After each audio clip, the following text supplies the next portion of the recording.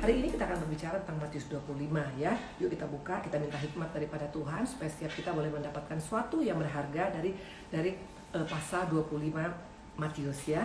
Yuk kita lihat dalam Matius 25 ayat 1 sampai dengan 3 ya. Matius 25 ayat 1 sampai dengan 3. Demikian firman Tuhan. Matius 25 ayat 1 sampai dengan 3 ya, dikatakan kalau kita baca semuanya itu nanti dari Matius 1 ayat 25 sampai dengan ayat terakhirnya kalau nggak salah itu ayat ke-46 ya. Matius 25 ayat ke-46. Jadi intinya di sana ada banyak hal-hal yang luar biasa akan kita pelajari ya. Nah, pertama dikatakan di sini waktu kalau kita baca tentang perumpamaan pertama itu tentang gadis-gadis yang bijaksana dan gadis-gadis yang bodoh. Jadi ada 5 gadis bijaksana, ada 5 gadis bodoh ya. Nah, ini berbicara tentang apa? Ini berbicara tentang bagaimana kita mempersiapkan diri kita untuk menghadapi kedatangan Tuhan yang kedua kali ya. Nah, di sini dikatakan itu tentang perumpamaan yang pertama. Nanti yang kedua itu berbicara tentang tanggung jawab kita sebagai orang yang dipercayakan oleh Tuhan ya. Itu tadi dikatakan nanti kalau kita baca ayatnya bagaimana sebelum Tuhan itu berangkat dia memberikan kepada orang-orang untuk mengelola dia punya ladang ya. Itu yang kedua. Dan yang ketiga nanti tentang ada pemisahan. Ternyata nanti waktu Tuhan datang kita harus persiapkan diri kita termasuk golongan yang mana kita, karena ada 2 golongan orang Kristen, satu golongan domba, satu golongan kambing. Nanti kita akan pelajari satu persatu ya. Nah, yang pertama sekarang kita akan pelajari dari Matius ini ada 5 hal yang luar biasa. Yang pertama dikatakan kalau kita baca tadi sepertinya loh kita seringkali nggak ngomong seperti ini. Loh kok pas ya Bu Indri ya, firmannya kok pas ya dengan saya. Pernah nggak bapak-bapak, ibu-ibu, conquerors, followers pernah misalnya dengan hamba Tuhan berbicara, kok bisa pas ya sama saya ya, kok bisa tahu ya pendetanya. Nah, pertanyaan saya, apa sama Tuhan ada yang kebetulan? Kalau saya sangat percaya waktu kita ikut Tuhan, waktu kita masuk rencana Tuhan, semua tidak ada yang kebetulan ya. Semua itu ada rencana Tuhan yang luar biasa di balik apapun yang kita alamin ya. Nah, dikatakan di sini ingat selalu ada planning Tuhan dalam kehidupan orang-orang yang mengasihi Dia. Jadi tidak ada istilah coincidence, tidak ada istilah kebetulan dalam Tuhan. Ya, coba kita buka. Ya, kita ambil contoh dari 2 kisah ya. Kita buka Yohanes 4 ayat 3 sampai dengan 4. Mana buktinya bahwa dalam Tuhan nggak ada yang kebetulan? Yohanes 4 ayat 3 sampai 4. Ia pun meninggalkan Yudea dan kembali lagi ke Galilea. Ia harus melintasi daerah Samaria. Waktu itu dikatakan Tuhan itu meninggalkan Yudea dan kembali ke Galilea. Dan ia harus melintasi daerah Samaria. Waktu kita baca ini, mungkin kita baca sepintas. Makanya gini, bapak-bapak, ibu-ibu, conquerors, followers, ini hanya usul dari saya. Saya sendiri seperti itu. Kalau baca firman Tuhan, itu saya nggak pernah baca cepat-cepat ya. Saya baca kata per kata, karena dalam setiap kata itu ada rahasia besar yang Tuhan mau sampaikan pada setiap kita. Nah, waktu kita baca ayat 3 dan 4 tadi, ada kalimat yang menggelitik saya. Kenapa? Karena dikatakan ada kata Tuhan harus, ya dikatakan dia harus melintasi daerah Samaria. Secara logika, siapa juga yang bisa maksa Tuhan? Jelas Yesus adalah anak Allah. Mana bisa sekarang kita paksa Tuhan harus daerah Samaria ya? Nggak mungkin ya. Jadi kata-kata harus itu sebenarnya itu mana? Itu meaningnya luar biasa. Jadi bukan harus pengertian kita bahwa karena Tuhan terpaksa, bukan. Tapi ada kata-kata. Oke, saya mau tanya di sini suaranya cukup jelas. Oke, suaranya oke semuanya? Suaranya oke? Suaranya memang kecil. Kau pikir suaranya memang kecil. Kau pikir wow. Kenapa pada komen suara kecil? Pada suara Ibu Indri biasa aja. Oke ya. Kalau gitu saya pindah tempat aja ya. Saya pindah tempat. Suaranya jelas. Ada yang bilang jelas. Shalom. Jelas? Oke. Semuanya jelas. Suara kecil. Ada yang bilang jelas. Ada yang bilang kecil. Oke. Kalau gitu apakah mungkin saya tarik ke depan aja ya. Saya tarik ke depan biar lebih dekat ya. Maafkan saya tadi saya nggak baca. Oke. Nah, ini bagaimana? Semuanya kira-kira sudah jelas? Halo? Semuanya, suara sudah cukup jelas kok. Sekarang jelas. Kecil Bu, ada yang bilang kecil. Jelas Bu. Nah, ini bagaimana kita ambil angkat aja gitu, mana yang kecil, mana yang jelas. Oke, nah saya berharap belum jelas juga. Oke, udah, oke jelas. Ini saya udah dekat sekali. Ya, ini dekat sekali sekarang dengan dia punya dengan tripodnya. Apakah saya mesti tarik lagi lebih dekat lagi? Oke, Ini semuanya udah. Oke, saya akan sambung teruskan ya. Oke, kita ulang sekali kalau begitu. Nah, jadi begini, saya percaya dalam Tuhan tuh nggak ada istilah kebetulan. Jadi kalau kita dengar firman, kita bilang begini, loh, kok bisa pas ya? Kok dia tahu ya? Kok kenapa bisa pas banget dengan apa yang ku alamin? Nah, seringkali kata-kata ini sering keluar dari mulut kita. Percayalah, dalam Tuhan tuh nggak ada yang kebetulan. Kalau kita pada saat itu mendengar firman yang pas dengan kehidupan kita, itu Tuhan berbicara kepada kita langsung. Karena Tuhan dengan kita adalah Bapa dengan anak. Dia nggak pernah mau pakai perantara. Dia mau bicara pada setiap kita dengan memakai sarana sesuai dengan apa maunya Tuhan ya. Nah, dikatakan tadi di sini Yohanes 4 ayat 3 dan 4 ya. Mana buktinya bahwa di hadapan Tuhan gak ada yang kebetulan. Itu saya pegang banget. Jadi waktu engkau mengalami satu hal, gak ada yang kebetulan. Itu semuanya ada God's purpose ya. Nah, dikatakan tadi ia pun meninggalkan Yudea dan kembali lagi ke Galilea. Ia harus meninggalkan, dikatakan apa? Ia harus melintasi daerah Samaria. Nah, dikatakan ada kata harus. Nah, kalau saya waktu membaca ini, saya bilang, masa sih kok Tuhan dibilang harus? Memangnya siapa kita mengharuskan Tuhan lewat Samaria? Karena kita nggak berhak ya. Kalau Tuhan yang mengharuskan kita, wajar. Tapi kalau kita bilang Tuhan harus seperti ini, Tuhan harus seperti ini, saya rasa itu nggak sesuai dengan firman Tuhan. Nah, jadi pertanyaannya, kenapa ada kata harus di Alkitab? Ternyata ya, coba kita lihat ya, apalagi dengan ayat 9 ini ya. Jadi gak ada istilah harus. Itu semua pasti memang semua sudah masuk dalam planning Tuhan. Kenapa dia memang lewat daripada Samaria. Jadi bukan karena Tuhan terpaksa, tapi ada sesuatu rencana Tuhan yang besar buat Samaria. Perhatikan ayat 9. Ini kata perempuan Samaria. Masakan engkau seorang Yahudi minta minum kepadaku seorang Samaria? Sebab orang Yahudi tidak bergaul dengan orang Samaria. Nah, ini semakin konformasi. Jadi Tuhan sebenarnya logikanya ngapain juga harus lewat Samaria? Karena orang Samaria dengan orang Yahudi itu gak ada hubungan diplomatik, nggak ada pembicaraan, nggak ada hubungan, nggak ada basa-basi, nggak ada silaturahmi. Nah, kenapa harus? Jawabannya, karena Tuhan punya rencana yang besar. Ada 2 rencana besar bagi Samaria. Makanya kenapa Tuhan dikatakan harus lewat di sana. Jadi percayalah, segala sesuatu yang kita alami saat ini juga, yang sedang terjadi saat ini juga, ini ada sesuatu yang besar yang Tuhan persiapkan bagi setiap kita ya. Nah, dikatakan di sini adalah apa? Kenapa? Ada 2 hal tentang kenapa Tuhan harus lewat Samaria. Pertama, Tuhan mau menyelamatkan si perempuan Samaria ini. Kita tahu kisah si perempuan ini, dia pernah menikah 4 kali dan terakhir dia kumpul kebo. Jadi intinya ini orang adalah pejinah kelas kakap, ini orang adalah orang gak bisa kontrol dirinya, adalah orang yang sangat-sangat terikat dengan daging. Intinya ini orang kartu mati, betul? Tuhan datang untuk si perempuan ini. Itulah hebatnya Tuhan kita. Bayangkan, untuk satu orang pun Tuhan bela-belain di tengah matahari yang jam 12 siang di sumur dengan keadaan lapar. Murid semua pergi membeli makanan, Tuhan sendiri menunggu di sana karena dia tahu akan datang seorang perempuan yang membutuhkan air hidup, yang membutuhkan Tuhan. Maka jangan pernah kita berkata Tuhan pasti nggak mau terima saya. Percayalah, Tuhan kita menerima kita apa adanya, apapun kondisi kita ya. Dikatakan perempuan ini datang ke sana dan Tuhan menunggu perempuan ini. Saat ini juga Tuhan menunggu setiap kita untuk datang kembali kepada Tuhan dengan berkata, Tuhan, aku mau berubah, aku mau bertobat karena Tuhan sangat sayang kepada kita. Nah, ayat ke-39 yang paling luar biasa. Kenapa maka Tuhan harus lewat Samaria? Pertama, untuk menyelamatkan perempuan ini ya. Jadi setiap kita hari ini juga, saat ini juga Tuhan mau menyelamatkan setiap kita. Tinggal masalahnya, mau gak kita membuka diri seperti perempuan itu? Perempuan itu bilang, berikanlah aku air itu ya. Ini bicara tentang membuka hati. Seringkali kita ke gereja, mungkin kita ke persekutuan, ke KKR, ke seminar, tapi kita hatinya tertutup. Waktu hati kita tertutup, kita akan dapat apa-apa. Maka datang sama, pulang sama. Tapi perempuan ini datang dengan keadaan sangat-sangat minder, pulang sangat-sangat percaya diri. Mana bukti dia percaya diri? Mana bukti dia berubah? Ayat 39. Dan banyak orang Samaria dari kota itu telah menjadi percaya kepadanya karena perkataan perempuan itu yang bersaksi. Ia mengatakan padaku segala satu yang telah perbuat. Luar biasa. Dari perempuan yang minder, yang gak percaya diri, yang merasa diri sangat-sangat gagal dalam kehidupannya, menjadi perempuan yang sangat-sangat percaya diri. Ini bukti orang yang mengalami Tuhan. Makanya saya bilang, kalau kita ngalamin Tuhan, itu beda loh. Makanya alami dia secara pribadi, terima dia secara pribadi dalam hidup kita. Jangan karena Kristen, karena baru lahir, dari lahir. Kalau engkau Kristen karena keturunan, karena kewajiban, karena nenek moyang, karena ikut-ikutan, akan berbeda. Tapi orang yang mengalami Yesus secara pribadi dalam hidupnya, itu akan berbeda. Akan keluar hal-hal yang luar biasa, yang berbeda dengan sebelumnya.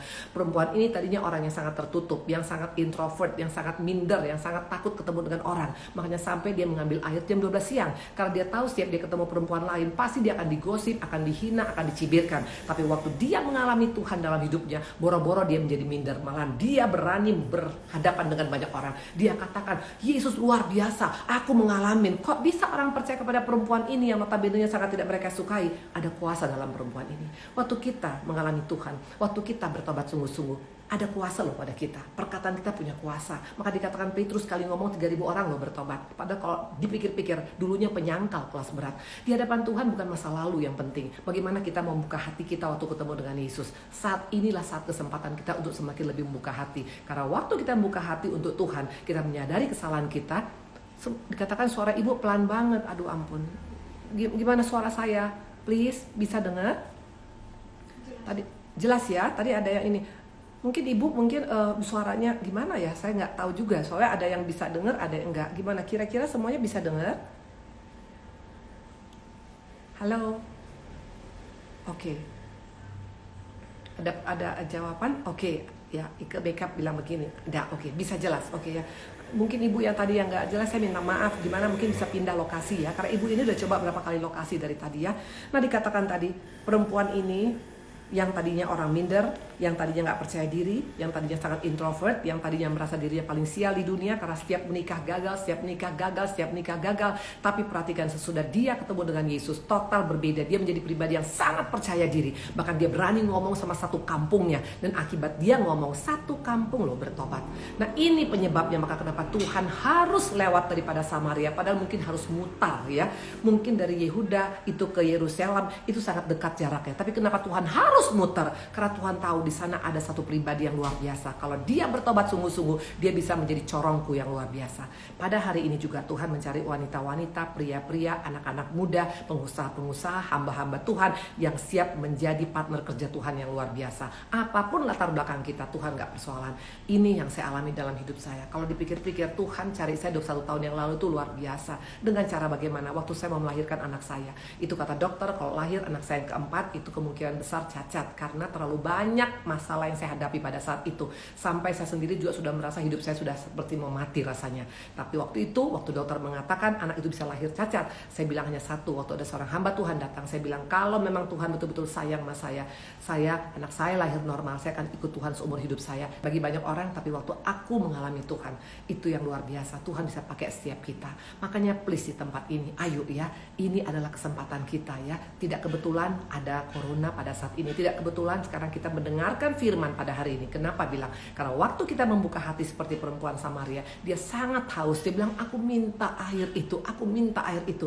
Seringkali kadang-kadang kita ke gereja, kita ibadah, kita bukan haus, tapi hanya sekedar ikut-ikutan, datang, mejeng di mall, cari jodoh. Please deh, kalau masih ini motivasi kita gak akan pulang bawa apa-apa. Tapi perempuan ini begitu antusias, bahkan dia mendengar sampai Tuhan berbicara. Dan waktu dia pulang, dia gak bawa tempayannya lagi. Artinya apa? Semua dia tinggalkan yang penting dalam hidupnya sebelumnya. Dia hanya menyampaikan kabar baik dan satu kampung bertobat. Ini yang membuat makanya Tuhan dikatakan sampai harus lewat daripada Samaria. Jadi sekali lagi saya katakan, dalam Tuhan gak ada yang kebetulan. Saya boleh minta minumnya? Ya, thank you cantik. Ada yang bilang, Ibu Indri, kakak minum benar baik sekali ya. Memang betul, saya harus banyak minum. Sekarang tolong diambil ya, diambil lagi tempat minumnya. Minum dulu ya.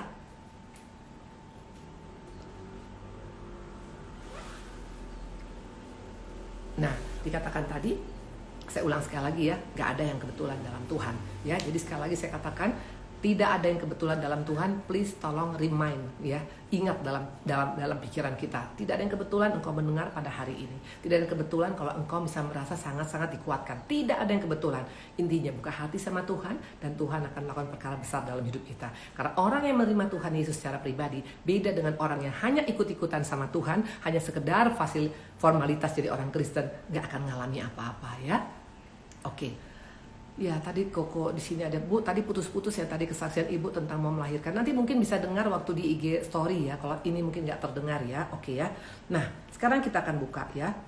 Dikatakan tadi tentang perempuan Samaria. Akhirnya itu membuat makanya kita sekarang sadar, pantas kenapa Tuhan dikatakan harus lewat Samaria. Rupanya ada dua perkara besar yang mau Tuhan selesaikan, yang mau Tuhan lakukan untuk Samaria. Pertama, ada seorang yang mau dipulihkan terlebih dahulu. Karena begini ya, kita nggak akan bisa dipakai Tuhan luar biasa kalau kita nggak mengalami pemulihan secara pribadi. Percayalah, kalau kita belum beres ya, harus inside out ya, harus dari dalam dulu beres, baru keluar kita bisa jadi maksimal. Sesudah dalaman kita beres, sesudah kita pemulihan, sesudah kita mengalami Tuhan secara pribadi, baru kita akan jadi berkat bagi banyak orang. Karena kalau kita hanya jadi berkat bagi banyak orang tanpa ngalamin Tuhan secara pribadi, orang lain diberkati, kita sendiri yang terhilang nanti. Jangan sampai Tuhan berkata, aku tidak mengenal engkau anakku, get out of my sight. Kenapa? Karena di luar kita keren, tapi dalaman kita nggak kita bereskan. Jadi yuk, ini waktunya kita untuk membereskan dalaman kita dulu sekarang. Karena kalau dalaman kita beres, yang kita lakukan 3, 4, 10, 100 ribu berlipat kali ganda dan akan jadi powerful.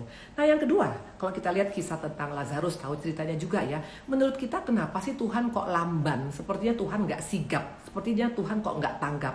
Kalau saya sangat percaya Tuhan kita bukan Tuhan yang nggak tanggap. Yesus kita adalah Allah yang sangat tanggap, yang sangat antusias untuk menyelamatkan anak-anaknya. Tapi kita lihat ayat ke-6.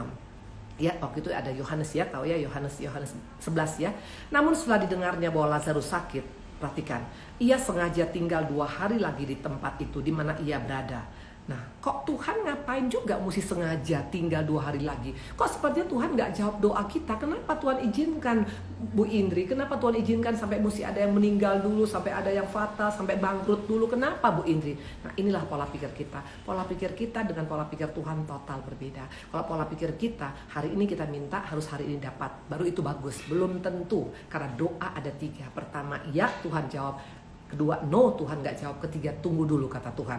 Nah dikatakan dia sengaja tinggal 2 hari lagi. Karena kalau dipikir-pikir, Lazarus kan itu adalah sahabatnya. Waktu saya ke Israel tuh saya lihat rumahnya Maria ya, itu di Betania ya, itu rumah Maria. Tuhan tuh suka tinggal di rumah Maria sama Lazarus kalau dia dalam pelayanan ya.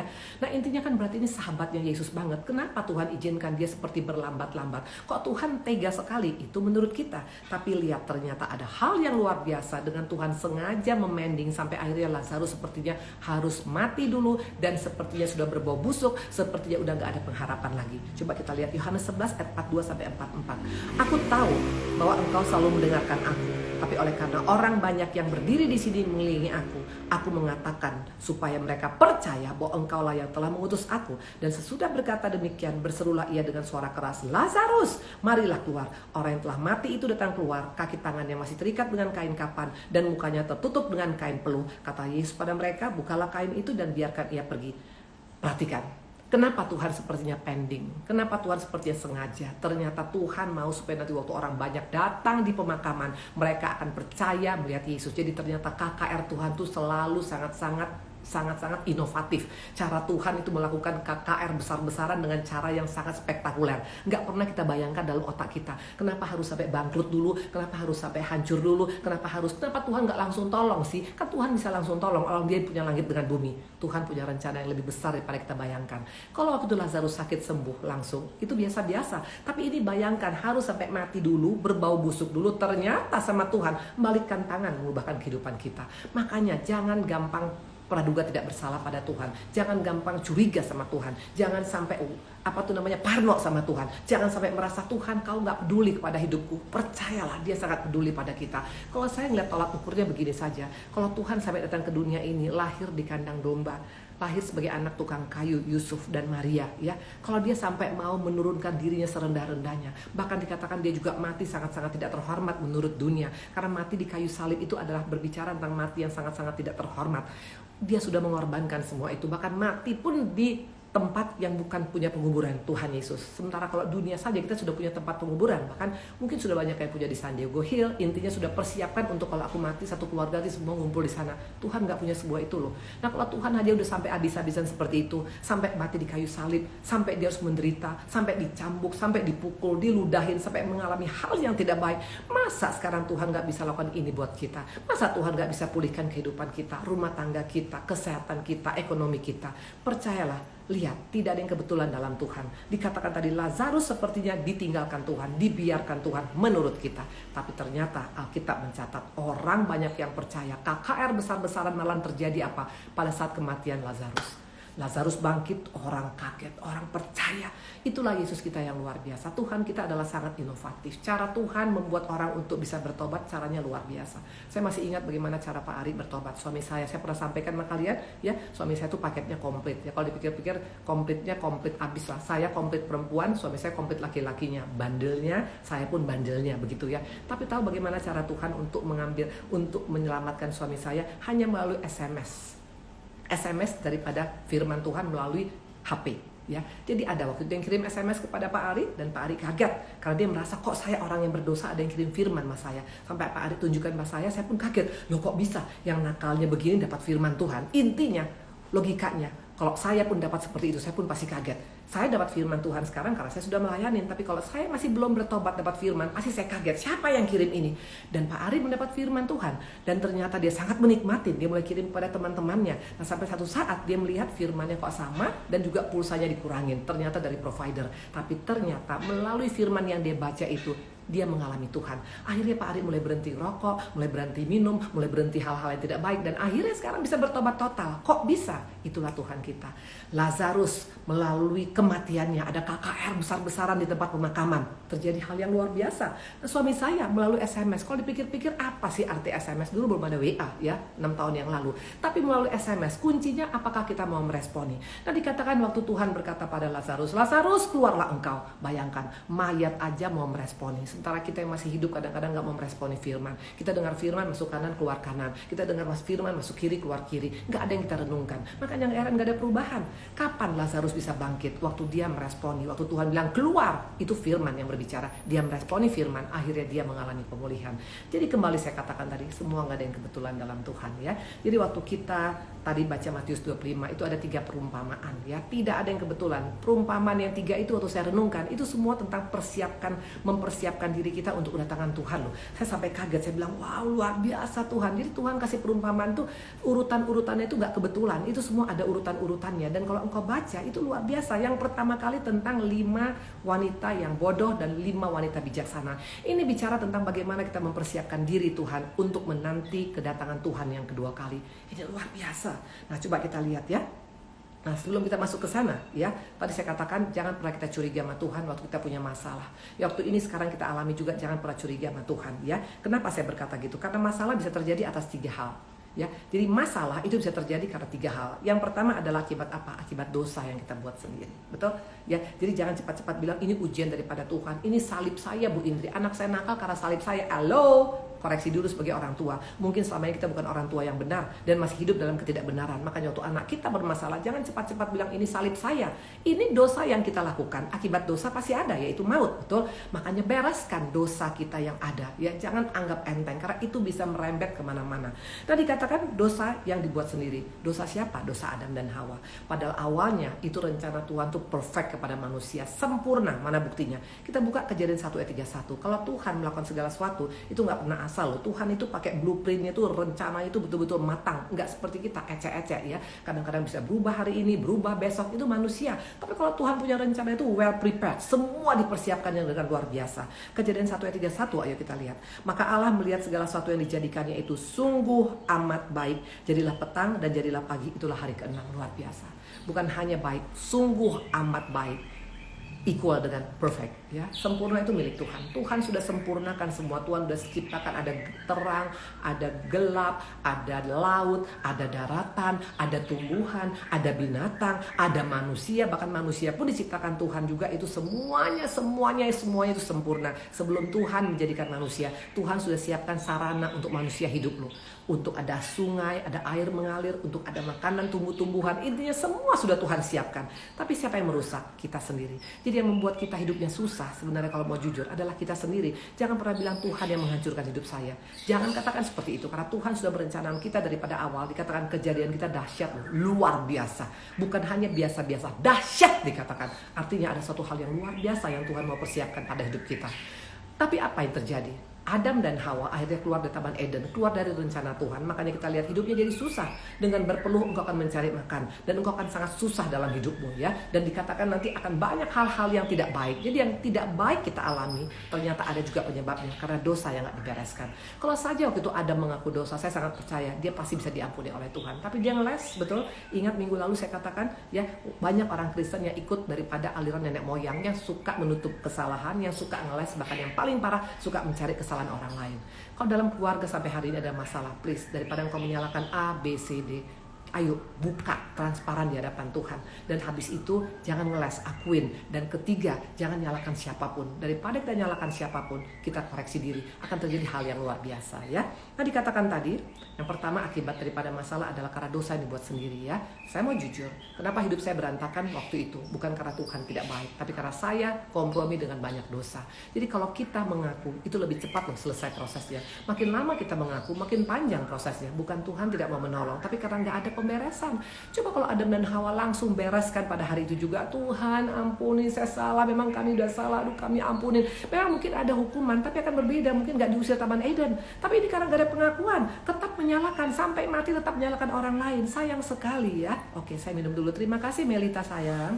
Saya minum dulu ya.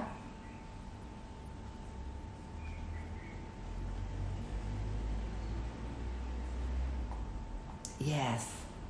Ya. Baik banget ini adik-adikku yang luar biasa ini semuanya ya. Nah, dikatakan tadi, yang pertama tadi adalah akibat dosa ya. Adam dan Hawa harusnya mengalami hal yang luar biasa. Tapi kenapa dia kehilangan hal yang luar biasa? Karena mereka yang buat sendiri dengan tidak adakan pengakuan ya. Dan yang kedua, kenapa makanya ada masalah? Karena kita lari dari panggilan Tuhan. Yes, siapa dia? Kita tahu ceritanya ya. Dikatakan di sini kita lari dari panggilan Tuhan seperti siapa? Yunus. Tuhan suruh Yunus kamu ke Niniwe, tapi kita sering ke Tarsis. Mungkin kita bilang, Bu Indri, saya nggak ke Tarsis kok. Tarsis bukan hanya sekedar kota, tapi Tarsis adalah segala sesuatu yang tidak sesuai dengan perintah Tuhan. Tuhan bilang kita suruh ngampunin, kita nggak mau ngampunin.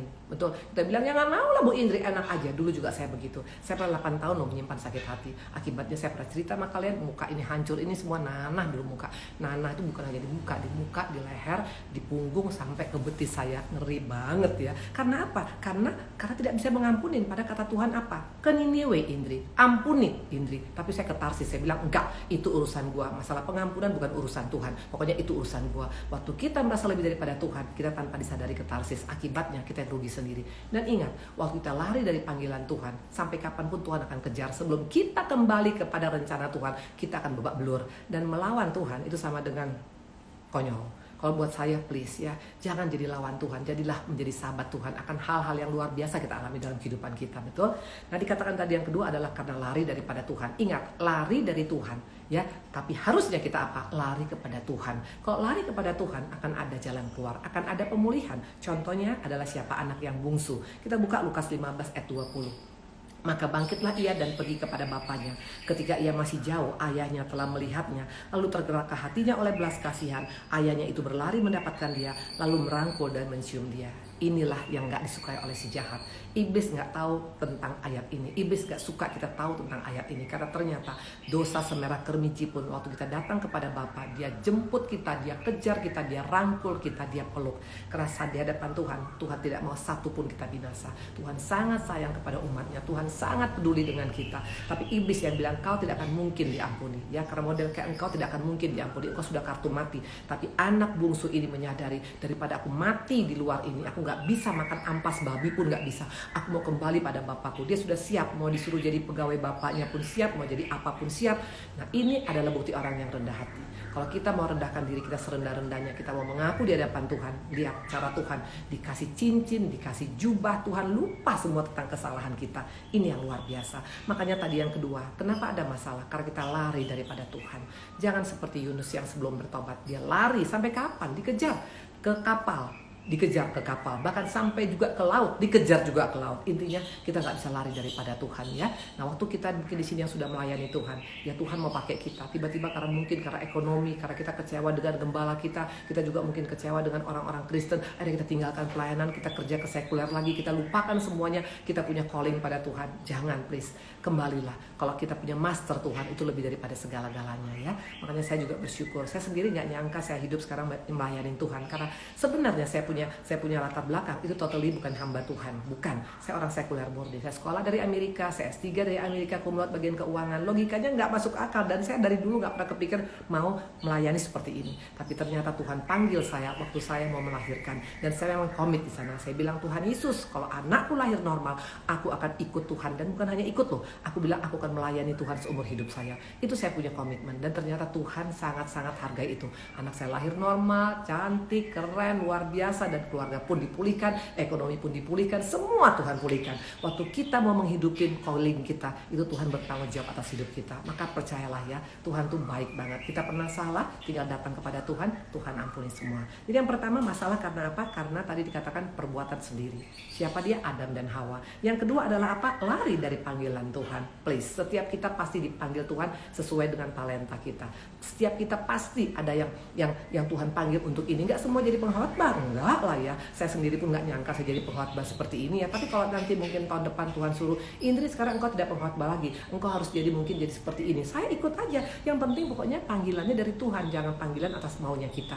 Karena tuh panggilan atas maunya kita nggak akan bisa maksimal, pasti akan babak belur. Karena kita melawan Tuhan ya. Seperti Yunus, dia berasa Tarsis juga oke. Tuhan bilang bukan Tarsis, Niniwe. Tuhan tahu persis kemana calling kita, dan kalau itu kita lakukan dengan betul, dengan maksimal, Tuhan akan perhitungkan luar biasa. Nah itu yang kedua. Yang ketiga dikatakan ya, nah dikatakan tadi apa?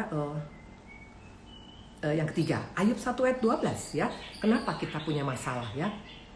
Ini dikatakan, maka berfirman Tuhan pada iblis, nah segala yang dipunyai ada dalam kuasamu, hanya jangan engkau mengulurkan tangan terhadap dirinya. Kemudian pergilah iblis dari hadapan Tuhan. Ini jelas.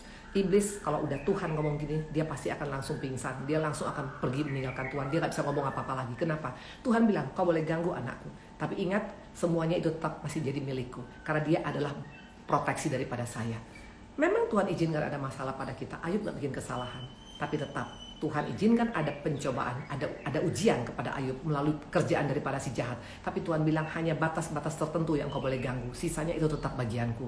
Makanya gak heran kalau kita saja bisa lulus waktu pas mengalami ujian, bonus makin itu luar biasa ya. Sering kali kadang-kadang kita yang gak siap lulus ya. Nah Ayub lulus, dia menyelesaikan sampai tuntas. Makanya dikatakan semua yang hilang dari Ayub dikembalikan 2 kali lipat, semua berlipat kali ganda. Ini tadi makanya dikatakan ada 3 jenis masalah. Makanya yang penting kita mesti kenali masalah apa yang kita hadapi saat ini. Ini masalah karena dosa yang kita buat sendiri kah? Kalau buat dosa yang dibuat sendiri, bereskan sama Tuhan, minta ampun, dan jangan buat lagi, betul? Karena kalau kita masih buat lagi, berarti kita gak menghargai kasih karunia. Yang kedua adalah apa? Mungkin kita lari dari panggilan Tuhan. Kita melenceng daripada panggilan Tuhan. Nah kalau kita sudah tahu itu panggilan Tuhan ke Niniwe, kita masih ke Tarsis. Cepat minta ampun sama Tuhan, katakan, aku mau Tuhan, panggilanmu Tuhan akan kuhidupin. Waktu kita kembali pada panggilan Tuhan, itu luar biasa. Nah dikatakan tadi yang ketiga adalah masalah Ayub. Ayub gak punya masalah, Ayub gak berbuat jahat, Ayub berbuat oke, tapi ternyata memang tetap juga bisa ada masalah. Tapi percayalah, walaupun itu masalah izin iblis yang berbuat, tapi tetap Tuhan bilang sampai batas ini ya. Karena Tuhan tahu persis mana kemampuan daripada Ayub. Sampai batas ini kok oke, tapi lebih daripada itu tidak boleh.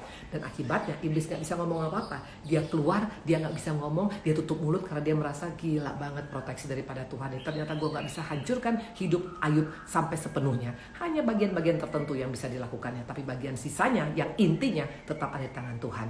Nah jadi ada tiga masalah ya. Nah dikatakan di sini waktu kita punya masalah yang seperti yang dialami oleh Ayub, kita nggak salah tapi ada masalah. Tugas kita adalah apa? Hanya minta pertolongan daripada Roh Kudus. Karena waktu kita minta pertolongan daripada Roh Kudus, pasti kita bisa menghadapi masalah. Karena masalah itu bukan karena perbuatan kita, tapi karena Tuhan izinkan. Tapi percayalah, kalau kita lulus, ada bonus yang luar biasa Tuhan siapkan. Dikatakan Yohanes 14 ayat 16, sebenarnya Tuhan sudah siapkan bagi setiap kita, anak-anak Tuhan. Waktu kita punya masalah bukan karena salah kita, Tuhan kasih modal kita ini. Aku akan minta kepada Bapa, dan Ia akan memberikan padamu seorang penolong yang lain, supaya Ia menyertai kamu sampai selama-lamanya. Luar biasa. Tuhan tahu iblis mau ganggu hidup anak-anaknya yang dikasihi. Makanya Dia kasih 2000 tahun yang lalu roh penolong bagi kita. Roh penolong, gak main-main loh. Makanya jangan pernah bilang, saya udah gak kuat Bu Indri, saya udah gak sanggup. Percayalah, waktu kita aktifkan Roh Kudus dalam hidup kita, kita pasti sanggup. Saya menghadapi tantangan cukup lumayan. 13 tahun masalah ekonomi, 13 tahun. Bayangkan waktu kami pindah dari Medan, itu semua kehilangan segala-galanya. Karena terus terang suami dan saya berkata, kita tinggalkan warisan. Karena buat apalah kami ribut masalah warisan? Karena warisan dari Tuhan jauh lebih segala-galanya. Kami pindah ke Bandung dengan keadaan kami tinggal di tipe 21. Bayangkan, karena baru pindah ke Bandung 3 bulan, hotel kami sendiri itu dibakar, ya. Dan akibatnya kami nggak punya apa-apa. Bayangkan nggak punya apa-apa, tinggal di rumah tipe 21. Kamar anak kami cuma 2x3, kecilnya minta ampun, dan 3 orang anak sampai ada tidur di lantai. Anak saya naik turun angkot itu jelas, boleh saksikan nanti. Masa sih Bu Indri, kami pernah ngalami seperti itu. Ya bahkan pernah waktu mau pinjam uang juga dalam keadaan kekurangan uang, kita hanya punya mobil sidekick. Akhirnya kita pergi ke BPR, kita pinjam uang 15 juta. Bayangkan di kanan kiri kita itu supir angkot, ada supir bus. Dan itu pernah kami alamin, ya. Pernah waktu anak saya 2 dokter, itu mobil spesial, mobil dokter, ya. Terus kan sekolah dokter tuh mahal, dan itu nggak dari mana duitnya. Tapi bagaimana caranya? Kami datang ke sana dengan kami berkata, tolong Pak, mau minta untuk cicil 10 kali, dan dikasih. Luar biasa. Waktu kita mengalami titik nadir, jangan takut. Kalau engkau punya roh penolong, engkau aktifkan, engkau bisa kuat. Saya tidak takut menghadapi apapun dengan keluarga kami. Kenapa bilang? Karena kami percaya waktu kita aktifkan roh penolong dalam hidup kita, Tuhan bisa menolong dalam hal yang luar biasa. Dan itu kami alami bukan sehari 2 hari, 13 tahun. 13 tahun, bayangkan. Kalau orang mungkin ngelihat, loh kok ibu ini kelihatan gak ada masalah. Nah itu bedanya. Kalau kita pakai roh penolong, gak kelihatan kita punya masalah. Tapi kalau kita hanya mengandalkan kekuatan kita sendiri, pasti kita habis-habisan, ya. Nah dikatakan di sini, ayo, ada 3 masalah. Pertama, masalah karena perbuatan dosa sendiri, tinggal minta ampun sama Tuhan, menyesali, dan don't do it again.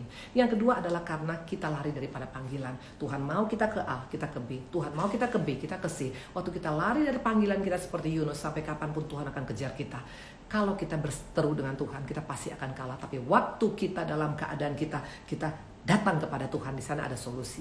Anak bungsu itu datang kepada bapaknya.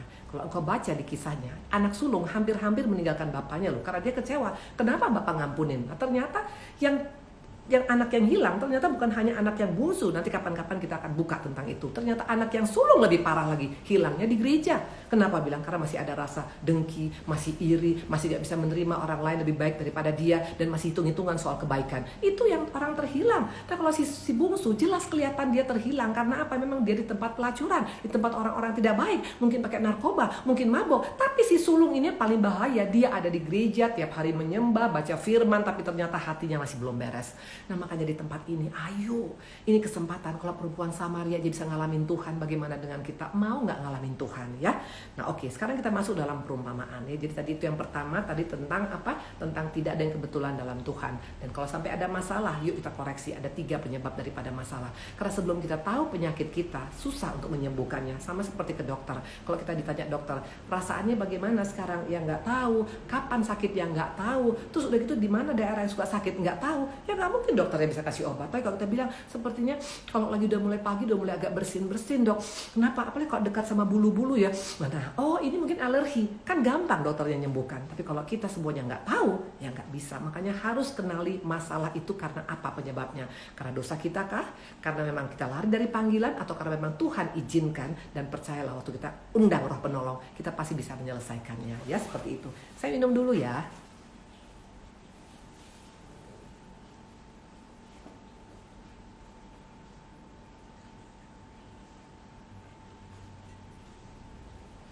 Nah, jadi seperti itu. Gimana semuanya diberkatin Tuhan, ya? Ibu ini tadi buat minumannya di bawah, nggak apa-apa ya.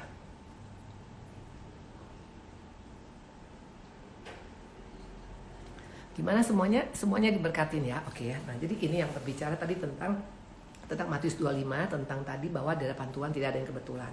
Nah, sekarang kita buka tentang perumpamaannya, ya. Dikatakan di sini ada perumpamaan, ada 3 perumpamaan. Yang pertama tentang gadis yang bodoh. 5 gadis bodoh dengan 5 gadis yang bijaksana, ya. Tahu semuanya, ya. Nah, dikatakan ini bicara tentang apa, Bu Indri? Ini bicara tentang Tuhan mau kita jangan menyia-nyiakan waktu yang lama yang Tuhan berikan kepada kita, ya. Tadi dikatakan mereka semuanya tertidur karena terlalu lama waktunya, ya. Nah mungkin juga kita udah mulai bilang, kapan ini katanya mau datang Tuhan Yesus? Kapan? Dari mulai dulu katanya mau datang, kok nggak datang-datang? Yes, karena masalah waktu hanya Tuhan hanya Bapa yang tahu. Yesus pun nggak tahu. Makanya jangan pernah kita menganggap karena lama berarti nggak jadi. Siapa bilang? Tuhan itu komit dengan omongannya. Tuhan akan datang, dan dia datang pada saat kita mungkin dalam keadaan tidak berjaga-jaga. Itu yang paling berbahaya. Dikatakan pada waktu malam ya. Nanti engkau boleh baca sendiri ceritanya ya. Pada waktu malam maka dia mempelai datang, dan semua kucar kacir, betul, semua kucar kacir. Yang 5 yang bawa minyak, mereka bisa tenang menghadapi mempelai datang. Tapi yang 5 nggak bawa minyak, mereka pada bilang, minyakku habis, tolong aku minta minyak. Nggak bisa, kamu minta aja sekarang ke kedai dulu. Pas dia ke kedai, tiba-tiba pintu sudah tertutup. Nah, ini peringatan buat kita. Jangan sampai pintu kasih karunia tertutup. Mumpung ini adalah waktunya, ayo persiapkan diri kita ya. Dikatakan harus kita persiapkan diri kita ya. Nah, di sini saya dapat renungan yang luar biasa. Waktu saya dengar juga banyak kemarin para hamba-hamba Tuhan ya yang sudah dipanggil Tuhan ya dalam keadaan kasus seperti ini. Saya juga nanya, Tuhan kenapa gitu ya? Kok sedih sekali ya sampai seperti ini. Tapi yang luar biasa Tuhan bilang begini. Ini buat saya ini kekuatan banget. Tuhan bilang begini, anakku Indri, jangan kau melihat cara matinya seorang ya. Bukan cara mati seorang yang penting bagi aku, tapi bagaimana dia cara waktu dia hidup. Wow, itu luar biasa banget. Jadi kalau masalah mati, mungkin matinya mungkin nanti dalam keadaan tidur, atau ada yang mati mungkin dalam di mimbar, atau ada yang mati karena sakit, atau mungkin ada yang mati karena jatuh dari pesawat, atau ada yang mati mungkin dalam mengalami penganiayaan, apapun ya, itu nggak penting di mata Tuhan. Yang penting waktu kita masih hidup, bagaimana kita menghidupi kehidupan kita. Yesus matinya sangat-sangat tidak menyenangkan kalau menurut kita, kurang terhormat mungkin menurut kita. Tapi bukan soal kematiannya, soal bagaimana dia menghidupi selama 33,5 tahun. Itu yang lebih penting. Maka waktu saya dapat itu dari seorang hamba Tuhan, saya bilang, Tuhan luar biasa Tuhan. Aku gak mau sampai menyia-nyiakan hidupku Tuhan. Mati dimanapun itu terserah Tuhan. Itu bukan urusan kita. Tapi waktu kita mati dalam keadaan menghidupi, selama kita hidup kita menghidupi maunya Tuhan, itu luar biasa di mata Tuhan. Nah, dikatakan tadi di sini, Yesus matinya itu tidak menyenangkan. Tapi perhatikan, Yohanes 19 ayat 30. Ini buktinya bahwa Tuhan melakukan semua perintah daripada Bapa ya. Dikatakan sesudah Yesus meminum asam anggur itu, berkatalah ia, sudah selesai. Lalu ia menundukkan kepalanya, menyerahkan nyawanya. Perhatikan, Tuhan yang menyerahkan nyawanya kepada maut, bukan maut yang ambil nyawa Tuhan. Ini buat saya ayat yang luar biasa. Kalau kita sudah hidup benar di hadapan Tuhan, itu kita yang bilang, Tuhan, I am ready. Luar biasa. Jadi tidak takut lagi kita, karena dikatakan oleh Paulus apalah, waktu kita hidup untuk Tuhan, mati adalah keuntungan bagiku. Akan berbeda.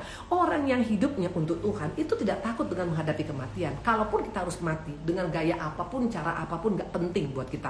Yang penting selama kita diberikan hidup, mungkin 10 tahun, 20 tahun, 30 tahun, kayak saya 60 tahun. Apakah saya hidup selama 60 tahun berkenan di hadapan Tuhan, atau saya hidup menyangkal Tuhan dalam 60 tahun. Masalah mati itu gak ada urusan sama kita. Tapi masalah hidup itu tanggung jawab kita.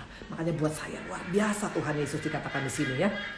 Nah, dikatakan tadi adalah apa? Jangan sampai kita sia-siakan waktu yang Tuhan berikan. Dikatakan mereka menunggu lama dan mulai bosan. Memang sering kali kadang-kadang kita sepertinya bosan. Ya, seperti kita bosan Bu Indri ya. Kok sampai kapan nih? Dari dulu tahun lalu dibilang mau datang. Tahun lalu mau datang, please deh ya. Nggak usah, itu bukan urusan kita. Tuhan mau datang kapanpun. Yang penting selama kita masih diberikan hidup, mau nggak kita berikan hidup yang terbaik bagi Tuhan. Itu bukti orang yang sudah siap untuk kapanpun Tuhan panggil hidupnya. Betul ya? Nah, dikatakan yang kedua ya, bukti bahwa kita sudah mempersiapkan diri. Mazmur 90 ayat 12. Ajarkanlah kami menghitung hari-hari kami sedemikian sehingga kami beroleh hati yang bijaksana. Untuk kita bisa mempersiapkan diri menunggu kedatangan Tuhan, kita harus minta hikmat dari Tuhan. Tanpa hikmat Tuhan, kita nggak akan bisa mempersiapkan diri dengan cara yang benar. Ini luar biasa kalau buat saya. Siapa contoh pribadi yang selalu butuh hikmat? Salomo itu yang dia minta, bukan harta, bukan kekayaan, bukan popularitas, tapi dia selalu minta, Tuhan, aku minta hikmat daripadamu. Bapak-bapak, ibu-ibu, conquerors, followers, waktu kita berdoa, banyak doanya gimana? Doa minta Tuhan supaya saya punya posisi naik tingkat, supaya gaji saya tambah besar, supaya anak saya kalau baru tamat langsung dia dapat kerja, supaya jodoh anak-anak saya bagus, supaya saya juga bisa umur panjang. Apa itu aja yang kita minta? Atau pernah gak kita minta hikmat? Please, minta hikmat setiap pagi. Tuhan, berikan aku hikmat. Berikan aku hikmat Tuhan. Aku mau hikmat-Mu Tuhan. Karena tanpa hikmat kita gak akan bisa mempergunakan waktu kita dengan sebaik mungkin. Tadi dikatakan, ajarilah kami menghitung hari-hari kami sedemikian hingga kami beroleh hati yang bijaksana. Hati yang bijaksana adalah hikmat. We need the wisdom of God. Ya. Dan dikatakan waktu kejadian, waktu dikatakan Salomo menghadapi 2 perempuan sundal. Ingat ceritanya ya di 1 Raja-Raja 3. Itu ada perempuan sundal 2, tinggal satu rumah, dua-dua punya anak, dan yang satu anaknya mati, yang satu anaknya hidup. Yang mati anaknya menggantikan dengan anak yang hidup, dan akhirnya paginya dia menyadari itu bukan anaknya, dan mereka ribut besar, dan akhirnya dibawa kepada Salomo, dan dua-dua berkata, ini anakku, ini anakku, ini anakku. Saya mau tanya, menghadapi kasus seperti ini bagaimana caranya? Pakai kalkulator? Nggak bisa. Pakai S1, S2, S3? Nggak bisa. Pakai kita punya pengalaman? Nggak bisa. Harus minta hikmat Tuhan. Dan Salomo membuktikan waktu dia pakai hikmat Tuhan, luar biasa jalan keluar. Dia bilang ambil pedang. Logikanya sekarang orang pasti bilang mau diapain nih? Dia bilang akan saya belah ini anak bagi 2, 1 untuk engkau, 1 bagi engkau. Mungkin semua orang bisa bilang ini sadis, ini raja yang sadis, raja otoriter, raja yang sangat-sangat sadis. Semua bisa bilang seperti itu. Tapi yang luar biasa ternyata apa? Salomo sangat tahu persis, itulah orang yang berhikmat. Seorang yang punya hikmat bisa melihat sesuatu yang lebih daripada orang yang lihat, orang rata-rata melihat. Dia tahu kalau nanti dia katakan pakai pedang, itu pasti akan keluar ibu yang aslinya. Dan ternyata betul, ibu asli berkata jangan, daripada dipotong, kasih itu anak sama dia.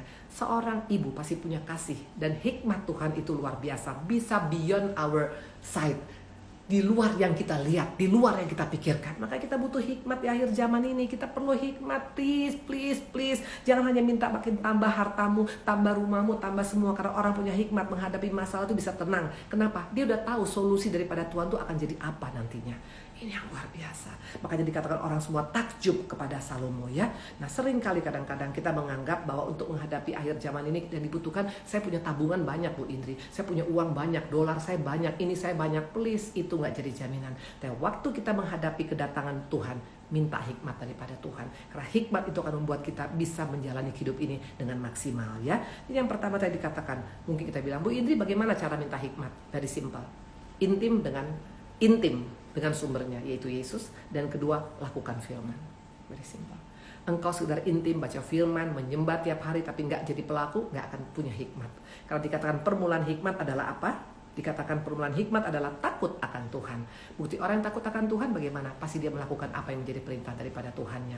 Ayo, di akhir zaman ini berlomba-lomba kita untuk melakukan apa yang menjadi keinginan Tuhan. Bukan keinginan kita lagi. Karena waktu kita lakukan keinginan Tuhan, ada hikmat yang kita dapat. Jadi intim itu baik, luar biasa. Tapi intim tanpa melakukan itu hanya intim setengah intim. Karena hanya sekedar engkau bisa menyembah 30 jam, mungkin 30 menit, 1 jam, 2 jam, 3 jam, itu luar biasa. Tapi percayalah, seorang yang intim dengan Tuhan itu pasti melakukan apa yang disukai oleh sahabatnya. Lakukan kehendak Tuhan, intim dengan Tuhan melalui pujian, penyembahan, kita akan dapat hikmat yang luar biasa. Dan untuk menghadapi akhir zaman ini yang dibutuhkan adalah apa? Hikmat Tuhan. Itu tentang perumpamaan yang pertama ya. Jadi tadi katakan ada 5 orang yang bijak, 5 orang yang tidak bijak. Siapa yang tidak bijak? Yang tidak menghidupi, yang tidak memiliki hikmat dalam hidupnya. Makanya amburadul, makanya gampang stres, gampang panik, dan gampang melakukan hal-hal yang tidak baik. Tapi seorang yang punya hikmat, dia sudah tahu persis kapan harus mempersiapkan minyak, berapa banyak minyak yang harus dia persiapkan. Itu orang yang berhikmat. Ya, jadi yang pertama tadi, perumpamaan pertama tentang hikmat. Nah perumpamaan yang kedua, dikatakan kita tahu semua cerita tentang bahwa Matius 25 ayat 14 ya. Sebab hal kerajaan surga sama seperti seorang yang mau bepergian ke luar negeri, yang memanggil hambanya dan mempercayakan hartanya kepada mereka. Ini bicara tentang apa? Ini yang sering kita lupakan. Seseorang yang mempersiapkan kedatangan Tuhan, kita mesti ingat, jangan sampai kita melekat pada apapun yang kita miliki di dunia ini. Semua ini hanya dikelola oleh kita. Semua ini milik Tuhan. Pemegang saham tunggal adalah Yesus. Jadi apapun yang kita punya itu semuanya hanya cuman kita disuruh mengelola. Memang ada nanti bonus buat kita, pasti adalah. Seorang direksi pasti akan dapat bonus kalau bisa mencapai target. Tuhan pun juga waktu melihat kita mengelola, dia punya berkat yang diberikan kepada kita untuk dijalankan. Tuhan akan berikan kepada kita yang lebih besar lagi. Maka kalau kita lihat ada orang-orang yang semakin diberkati oleh Tuhan, simple jawabannya, karena dia bertanggung jawab kepada pemiliknya. Dia tidak pakai apa yang dia miliki itu untuk dirinya sendiri. Itu adalah pengelola yang benar. Ingat, kita adalah pengelola, kita bukan pemilik. Waktu kita sadar kita bukan pengelola, kita akan selalu bertanya pada Tuhan, minta hikmat daripada Tuhan untuk melakukan, untuk mempergunakan uang yang kita punya, mempergunakan harta yang kita punya. Tidak akan seenak perutnya lagi, karena kita tahu kita hanya cuman pengelola ya. Nah, ini waktunya sudah mau habis. Satu lagi saya mungkin agak lebih cepat untuk nanti yang ketiga. Yang ketiga dikatakan adalah tentang pemisahan. Itu perumpamaannya tentang pemisahan. Ada 2 Kristen domba, Kristen kambing. Kristen yang mana kita? Apa pembedaannya? Nanti boleh baca di Matius 25. Pembedaannya adalah apa? Yang domba itu punya empathy. dia punya empathy. Ibadah itu bukan hanya di gereja, tapi ibadah itu bicara tentang punya empati kepada sesama. Waktu kita punya empati kepada sesama, kepada keluarga, kepada anak-anak, kepada pegawai kita, kepada bangsa kita, itu artinya Kristen domba. Tapi kalau Kristen kambing yang ada hanya untuk dirinya sendiri, aku punya hanya untuk aku, itu yang lupa dirinya bahwa dia hanya pengelola. Makanya akhirnya Tuhan katakan apa? Get out of my sight, keluar engkau, jangan masuk ke sini. Engkau akan mengalami hukuman yang sangat besar. Persiapan untuk Tuhan adalah harus melakukan yang tadi. Pertama adalah dikatakan kita minta hikmat sama Tuhan untuk bagaimana kita bisa mengelola apa yang Tuhan percayakan dalam hidup kita. Jangan jadikan hidup kita menjadi mamon. Karena waktu kita melekat pada dunia ini, kita tidak akan bisa menjadi orang yang persiapkan diri pada Tuhan. Dan kedua dikatakan, ayo sesudah kita diberkati Tuhan, jadilah Kristen domba yang mau berkati. Kan dikatakan tadi, dikatakan nanti Matius 25, waktu Tuhan bilang, mereka bilang, kapan kami perhatikan engkau Tuhan? Waktu kau melakukan untuk orang-orang yang hina ini, engkau lakukan padaku. Ini luar biasa ya. Jadi hari ini kita sudah mendengarkan kebenaran tentang Matius 25 ya. Saya nggak bisa teruskan lagi semuanya karena waktu kita sudah habis, tapi saya percaya kita akan belajar tentang apa? Tentang empat hal, tentang empat bab ya. Hari ini kita belajar Matius 25, itu ada bicara tentang masalah dan juga tentang tidak ada kebetulan, dan ada 3 perumpamaan, semuanya berbicara tentang mempersiapkan kedatangan Tuhan. Ya, bagaimana cara mempersiapkannya? Minta hikmat. Hidup dengan hikmat Tuhan akan berbeda. Bagaimana bukti kita punya hikmat? Kita akan tahu bahwa apapun yang di dunia ini milik kita, itu semuanya kita hanya pengelola. Dan kedua, kita harus menjadi dampak dalam kehidupan ini. Sesudah kita diberkati Tuhan, sudah kita mengelola apa yang menjadi milik Tuhan, kita belajar juga untuk memberkati banyak orang. Ini salah satu cara kita mempersiapkan diri pada Tuhan ya. Jadi kita akan ketemu nanti hari Senin ya. Nah, kalau ada pertanyaan mungkin boleh 5 menit ya. Pertanyaan silakan, saya akan bantu dalam doa, akan bantu dengan menjawab ya. Ada pertanyaan? Kita berdoa dulu ya, kita tutup dengan doa dulu.